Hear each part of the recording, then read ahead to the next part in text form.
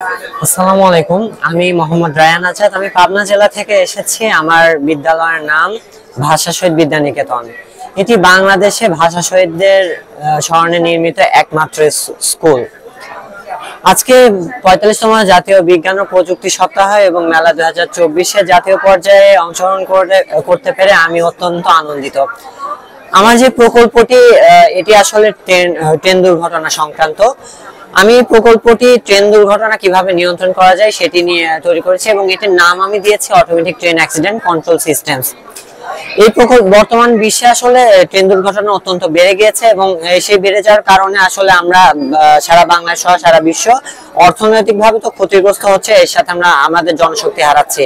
তো আমার এই প্রকল্পটিতে আমি মোট ৩টি বিষয় এনেছি। প্রথম বিষয়টি হচ্ছে বেনাপুল এক্সপ্রেসে আমরা দেখেছি ৫ই জানুয়ারি ২০২৪ সেখানে আগুন লেগে একটি ভয়াবহ অবস্থা হয়েছিল এবং সেখানে ৫ জন নিহত সহ অনেকজন আহত হয়েছে এবং এছাড়া আমাদের বগিগুলো আগুনে পুড়ে আমরা অর্থনৈতিকভাবে অনেক ক্ষতিগ্রস্ত হয়েছি।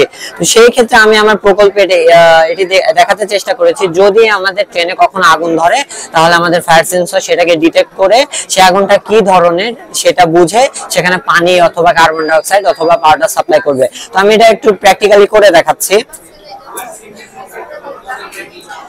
যখন আমি আগুনটাকে ভেতরে ঢুকাবো ঠিক সাথে সাথে দেখেন এখানে পানি পড়ছে, আবার যখন বের করে নিলাম তখন কিন্তু অফ হয়ে গেল, আবার দিলে এখন কিন্তু পানি যাচ্ছে। তো এইভাবে আসলে আমরা অনেক ইংলিশ মুভিতে দেখি যে বিল্ডিং মানে ঘরের ভেতরে ফায়ার ডিটেক্ট করতে পারলে সেখান থেকে স্প্রেয়ার সিস্টেমের মাধ্যমে আগুনটাকে নেভাতে পারে। আমাদের এই ট্রেনেও ঠিক একই ব্যবস্থা থাকবে। আমাদের ট্রেনের হচ্ছে আগুনটাকে স্প্রেয়ার সিস্টেমের মাধ্যমে নেভানো সম্ভব হবে। তো এটা ছিল আমার প্রথম প্রজেক্ট এবং এখানে দেখতে পাচ্ছেন রেড সিগন্যাল দিচ্ছে, অর্থাৎ এটা হচ্ছে ওয়াটার লেভেল চেকার। আমরা আসলে কেউই জানি না আগুন নেভাতে আমাদের কতটুকু পানি বা পাউডার দরকার। সেই ক্ষেত্রে আমি এখানে ওয়াটার লেভেল সেন্সর অ্যাড করেছি যাতে আমরা বুঝতে পারি, ড্রাইভার আসলে বুঝতে পারে যে ট্রেনে পানি আছে কি নাই।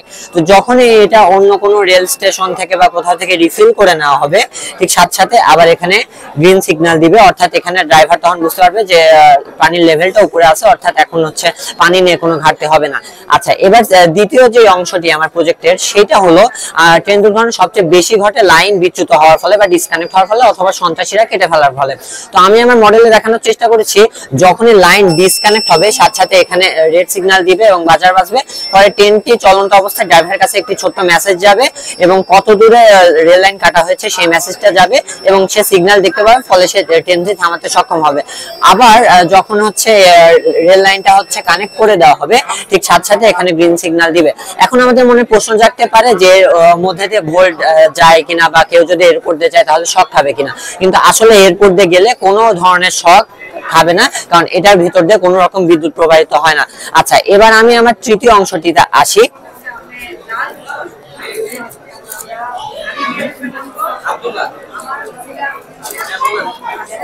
আচ্ছা, তৃতীয় অংশটিতে আমি দেখানোর জন্য ইউজ করেছি ফ্লেক্স সেন্সর। আসলে আমি এসেছি ঈশ্বরদী উপজেলা থেকে, পাবনা জেলার ঈশ্বরদী উপজেলা থেকে। সেখানে আসলে গরম অত্যন্ত পরিমাণে থাকে। তো সেখানে গরমের কালে রিসেন্টলি রেল লাইন বেঁকে গিয়েছে, ফলে সেখানে দুর্ঘটনা ঘটতে ঘটতে আসলে দুর্ঘটনা ঘটেনি। তো মানুষ আসলে রেল লাইন বাঁকা হয়ে তো অনেক সময় গরমের কারণে রেল লাইন বেঁকে যায়, এর ফলে কি হয় মানুষ সেটাকে নাও খেয়াল করতে পারে।